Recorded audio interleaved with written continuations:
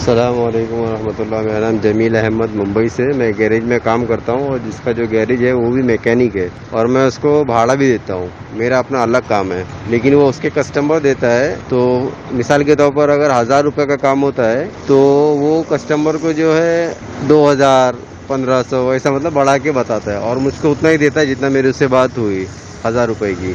तो क्या ऐसा जायज़ है मेरे लिए या उसके लिए? बराए मेहरबानी जवाब दे। अस्सलाम वालेकुम वरहमतुल्लाह। ये एक भाई साहब है, इनका सवाल है कहीं पे काम करते हैं। बुनियादी जो सवाल है वो ये कि ये जो काम करते हैं तो कोई तीसरा आदमी है बीच में जो इनके और कस्टमर के बीच में होता है। तो वो कस्टमर को लेकर आता है और ये उस कस्टमर का काम करते हैं। अब उस काम के पीछे अगर 1000 रुपये की कीमत है तो उससे 2000 लिया जाता है या 1500 लिया जाता है। तो वो जो बीच में दलाल होता है वो, चूंकि ये क्यों इतना ज़्यादा पैसा लेते हैं, क्योंकि वो जो कस्टमर लाया है, जैसे अगर काम उसका 1000 रुपये के किया लेकिन जो चार्ज किया है वो 1500। क्यों? क्योंकि 500 रुपये उसको देने हैं, जो बीच में जो दलाल है जो लेकर आया है उसको देना है। तो इनका पूछना ये है कि ये काम मेरे लिए या उसके लिए जायज़ है कि नहीं। तो देखिए यहाँ पे दो शक्ल हो सकती है। एक ये कि आप कोई काम कर रहे हैं और आपको बैठे बैठाए कस्टमर नहीं मिल रहे हैं। अब एक आदमी दौड़ धूप करके अपना वक्त इस्तेमाल करके कुछ लोगों को आगाह करता है, उनके इल्म में लाता है कि उनका काम यहाँ से हो सकता है और उनको वहाँ से पकड़ के लाता है आपके सामने। तो वो अपनी मेहनत का हक ले सकता है, यानी जितना वक्त लगाया है वो ले सकता है, इसमें कोई हर्ज की बात नहीं। लेकिन वो जो फ़ायदा कर रहा है उसका भी फ़ायदा कर रहा है, आपका भी फ़ायदा कर रहा है, इसलिए इसको मेहनत का सारा बोझ उसी पे नहीं लाद देना चाहिए, बल्कि इसको हर शख्स से उतना ही लेना चाहिए जितना उसका फ़ायदा कर रहा है। तो अगर कोई आदमी मेहनत कर रहा है, अपना वक्त लगा रहा है और उस वक्त के नतीजे में किसी को फ़ायदा हो रहा है, तो जो मेहनत है, जो उसकी सर्विस है, इस पे वो पैसा ले सकता है, कोई हर्ज की बात नहीं। लेकिन ये मामला बिल्कुल क्लियर होना चाहिए, खुला होना चाहिए, धोखा, फ्रॉड, फरेब नहीं होना चाहिए। इसको बाकायदा शो कीजिए, बाकायदा बताइए। ऐसा नहीं कि आपने एक काम कर दिया और चुपके से कुछ और वसूल लिया उसके लिए। बाकायदा इसको ओपन कीजिए, साफ कीजिए, वाजे कीजिए, आपका जो काम किया गया है उसकी ये कीमत है और इस काम के पीछे फलां साहब की भी मेहनत है, उनकी भी ये कीमत है। इसको वाजे करके ये काम कीजिए तो इंशाल्लाह इसमें कोई मसला नहीं है। ये एक शक्ल है। दूसरी शक्ल दलाली की ऐसी है जो बिला वजह दलाली, यानी हकीकत में ज़रूरत नहीं है दलालों की। एक आदमी काम कर रहा है और सामने कस्टमर की एक लंबी फहरिस्त है, उनको पता भी है वो यहाँ तक पहुँच सकते हैं दुकान तक, लेकिन बिला वजह कुछ लोग बीच में रुकावट पैदा करते हैं। वहाँ दलाली की कोई ज़रूरत नहीं है, लेकिन फिर भी वहाँ पे घुस जाएंगे लोग दलाली करने के लिए, तो वो सामने वाले का भी नुकसान करते हैं, इसका, दोनों का नुकसान करते हैं। और ये काम गलत है क्योंकि यहाँ कोई ज़रूरत नहीं है। यहाँ सिर्फ आप अपना पेट पालने के लिए बिला वजह दूसरों का नुकसान कर रहे हैं।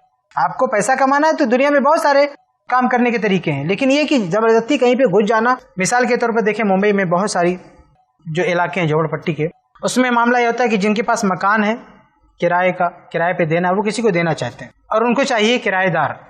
तो ऐसी बहुत सारी जगहें हैं जहां मकान खाली है और किराए पे लेने वालों की एक लंबी तादाद है, वो खुद ढूंढ रहे होते हैं, लेकिन बराह रास्त इनको मालिक मकान से नहीं मिलने दिया जाता है। बीच में कुछ दलाल किस्म के लोग होते हैं और ये लोग उससे भी वसूलते हैं, इससे भी वसूलते हैं बिला वजह। चलो ये शक्ल भी जायज़ हो सकती है अगर वाकई कहीं पे ऐसा मामला है, यानी कहीं पे किसी का मकान खाली है, किसी के इल्म में नहीं है और एक आदमी ऐसे लोगों को लेकर आता है, तो चलो कुछ अपना मेहनताना ले लो, कोई मसला नहीं।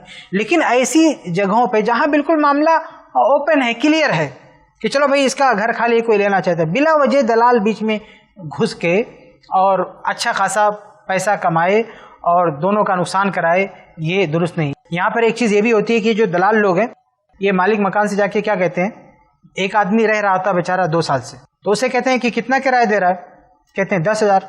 बोले इसको खाली कराओ, मैं आपको 13,000 में लाके देता हूँ, भड़ो 13,000 में किराएदार लाके देता हूँ। तो वो किसी को पकड़ के लाते हैं और 13,000 में वो घर दिला देते हैं और उसके बाद कहते हैं कि हर महीने 2,000 मेरा, यानी आपको 10,000 मिल रहा था, मैं आपको 1,000 और दिला रहा हूँ, 11,000 दे रहा हूँ, लेकिन ये बंदा आपको 13,000 किराया देगा, ये 2,000 मुझे देना। ये क्या है भाई, ये क्यों बिला वजह नुकसान करें? इसमें आप देखिए कितनी बड़ी खराबी है।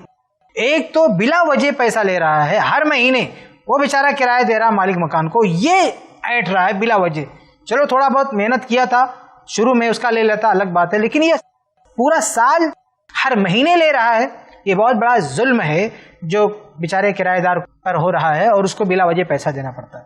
और एक दूसरी खराबी क्या है कि बार बार इनकी हरकतों की वजह से, इन दलालों की वजह से ये मालिक मकान रूम खाली कराते हैं। एक आदमी अच्छा खासा रह रहा, बिला वजह उसको खाली करा देंगे, बिला वजह। और एक तीसरा नुकसान ये है कि बिला वजह कुछ लोग किराया भी बढ़ाते हैं। जब ऐसे दलाल आके लालच देते हैं कि आपको 10,000 दे रहा, मैं 12-13 में लाता हूँ, तो मालिक मकान सख्ती करता है, उसका किराया बढ़ाता है और कहता है नहीं बढ़ाओगे तो खाली करो। तो ये बहुत सारी परेशानी होती है। तो इस किस्म के अगर दलाल हैं, आपने जो सवाल किया है, अगर वहाँ पे जो बीच में जो लोग आ रहे हैं, आपके और कस्टमर के बीच में जो राब्ता करवा रहे हैं, अगर वो इस तरह का कोई काम कर रहे हैं, नाजायज काम कर रहे हैं, बिला वजह वो बीच में आके वास्ता बन रहे हैं, उनकी कोई जरूरत नहीं है और अपनी मेहनत से ज्यादा ले रहे हैं, तो ऐसे दलालों को बीच से हटा देना चाहिए। आप डायरेक्ट कस्टमर से राब्ता करें, उनके लिए दरवाजा खोलें, डायरेक्ट उनके साथ मामला करें, इनको बीच से हटा दें। तो इस तफसील के साथ आप अपना मामला समझ सकते हैं। उम्मीद है कि आपको ऐसे ही और वीडियोस बनाने में हमारी मदद करें। iPlus TV को जरूर डोनेट करें।